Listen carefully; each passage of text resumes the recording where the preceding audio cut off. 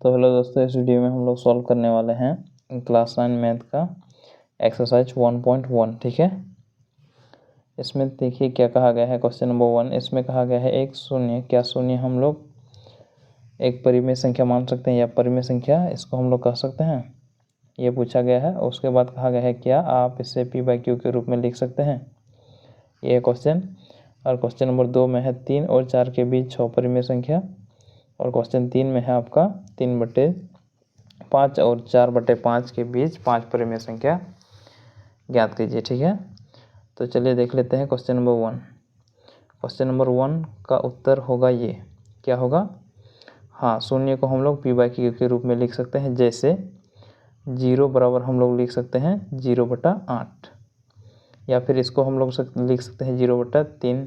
कोई भी संख्या हम लोग नीचे में लिखें तो ये सॉल्व करने के बाद मतलब 0 ही आएगा। ठीक है, किसी भी संख्या, यदि 0 को किसी भी संख्या से हम लोग भाग देंगे तो वो 0 ही आएगा। इसका मतलब ये हुआ कि हम लोग इसे p/q के रूप में लिख सकते हैं। ठीक है, ये हुआ क्वेश्चन नंबर 1 का। अब देखिए क्वेश्चन नंबर 2। क्वेश्चन नंबर 2 देखिए, क्वेश्चन नंबर 2 में हमें क्या कहा गया है। क्वेश्चन नंबर 2 को हम लोग देखें तो ये हमसे कहा गया है, ये देख लीजिए, 3 और 4 के बीच 6 परिमेय संख्या। तो उसको निकालने के लिए हम लोग क्या करेंगे, यहाँ देखिए हल में हम लोग लिखेंगे 3 बराबर हम लोग लिख सकते हैं 3 × 7/7। जैसे 3 × 7/7, यानी कि इसको इसके साथ गुना करेंगे तो हमारे पास आएगा 21/7। ये आ जाएगा 21/7। इसका मतलब 3 का समतुल्य 21/7 और 4 का समतुल्य 28/7। अब हमें 3 और 4 के बीच ना देखकर हमें देखना है क्या, 21/7 और 28/7 के बीच कितना परिमेय संख्या, 6 परिमेय संख्या। तो अब हम लोग लिखेंगे 21/7 और 28/7 के बीच 6 परिमेय संख्याएं क्या क्या हो सकते हैं। 22/7, जो कि 21/7 यहाँ है, तो हम लोग यहाँ लिखेंगे कहाँ से, 22/7, उसके बाद 23/7, 24/7, 25/7 और 24/7 और लास्ट में 27/7। ठीक है, तो ये आपका 6 परिमेय संख्या हो जाएगा इन दोनों के बीच, यानी कि 3 और 4 के बीच। अब नेक्स्ट हम लोग देख लेते हैं, नेक्स्ट क्या है। अगला क्वेश्चन हमसे पूछा गया 3/4 और 4/5 के बीच, 3/5 और 4/5 के बीच 5 परिमेय संख्या। तो यहाँ देखिए उसको भी हम लोग इस प्रकार सॉल्व करेंगे। हम लोग जानते हैं 3/5 बराबर हम लोग लिख सकते हैं 3 × 6। अच्छा, ये जो 6 है हम 6 से इंटू क्यों करते हैं, और यहाँ जो था वो किससे इंटू किए थे, यहाँ 7 से किस लिए इंटू किए, यहाँ 6 से क्यों, तो उसको जानने के लिए यहाँ देखिए क्वेश्चन में यहाँ कहा गया हमें 6 परिमेय संख्या और यहाँ कहा गया 5 परिमेय संख्या। यदि 6 परिमेय संख्या कहा जाए तो हमें क्या करना है, 7 से इंटू कर देना है। 5 परिमेय संख्या कहा जाए तो इससे आगे 1 यानी कि 6 से इंटू कर देना है। यदि 3 परिमेय संख्या कहा जाए तो 4 से इंटू कर देना है। 10 परिमेय संख्या कहा जाए तो 11 से इंटू कर देना है। 12 परिमेय संख्या कहा जाए तो 13 से इंटू कर देना है। ठीक है, तभी हमारे पास संख्या आएंगे। तो जैसे इसमें हमें कहा गया था 5 परिमेय संख्या, तो हम लोग क्या करें 6 से इंटू कर दिए, यानी कि 3 × 6 बटे यहाँ क्या है 5 × 6। अब ये आ जाएगा 6 18/30, ये हमारे पास आ जाएगा, जो कि ये है।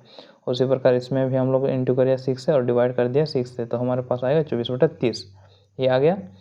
अब हम लोग लिखेंगे 18/30 और 24/30 के बीच 5 परिमेय संख्या हमें कहा गया है, तो ये हो जाएगा हमारे पास 19, 20, 21/30 और 22/30, 23/30, ये आ जाएगा। ठीक है, तो उम्मीद करते हैं यहाँ तक आप लोगों को समझ में आ गया होगा। ठीक है, चलिए अब हम लोग देखते हैं लास्ट क्वेश्चन, जो कि क्वेश्चन नंबर 4 है।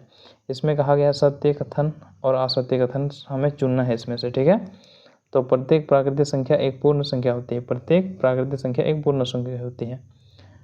तो यहाँ देखिए प्रत्येक प्राकृतिक संख्या का मतलब क्या होता है, जैसे कि प्राकृतिक संख्या हम लोग जानते हैं 1, 2, 3, 4, 5 ... कहाँ तक, इन्फिनाइट तक, ये है आपको प्राकृतिक संख्या। और दूसरा कहा गया पूर्ण संख्या होती है, तो पूर्ण संख्या क्या होता है 0, 1, 2, 3, 4, 5, ये भी इन्फिनाइट तक। अब कहा गया है क्या सभी प्राकृतिक संख्या पूर्ण संख्या, यानी कि प्रत्येक प्राकृतिक संख्या पूर्ण संख्या में है। तो हम लोग देख पा रहे हैं 1 भी है, 2 भी है, 3 भी है, 4 भी है और 5 भी है। ठीक है, इसका मतलब ये सत्य कह रहा है, इसका मतलब पहला जो होगा वो क्या होगा, सत्य होगा। अब देख लेते हैं दूसरा। इसमें कहा गया है प्रत्येक पूर्णांक एक पूर्ण संख्या होती है। पूर्णांक का मतलब होता है वैसे संख्या जो धनात्मक भी हो ऋणात्मक भी हो, ठीक है।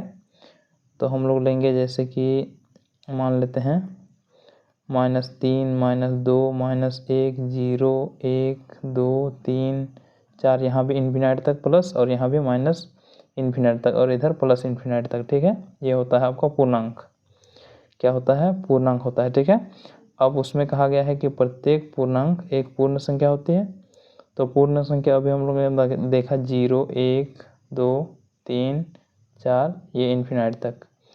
तो यहाँ तो हमें सब मिल जाएगा प्लस वाला, 0 से लेकर प्लस वाला सभी मिल जाएगा, लेकिन माइनस वाला हमें नहीं मिलेगा, ठीक है। इसका मतलब ये जो कह रहा है वो गलत है, ये असत्य है। यानी कि सभी पूर्णांक पूर्ण संख्या नहीं हो सकते, ठीक है। तो ये जो कहा गया है वो क्या है, असत्य। तो ये वाला असत्य हो गया। अब ये वाला देखिए, इसमें कहा गया प्रत्येक प्राकृतिक संख्या एक पूर्ण संख्या होती है। प्राकृतिक संख्या नहीं, परिमेय संख्या, ठीक है। तो परिमेय संख्या को देखेंगे तो मान लेते हैं ये है हमारे पास एक परिमेय संख्या।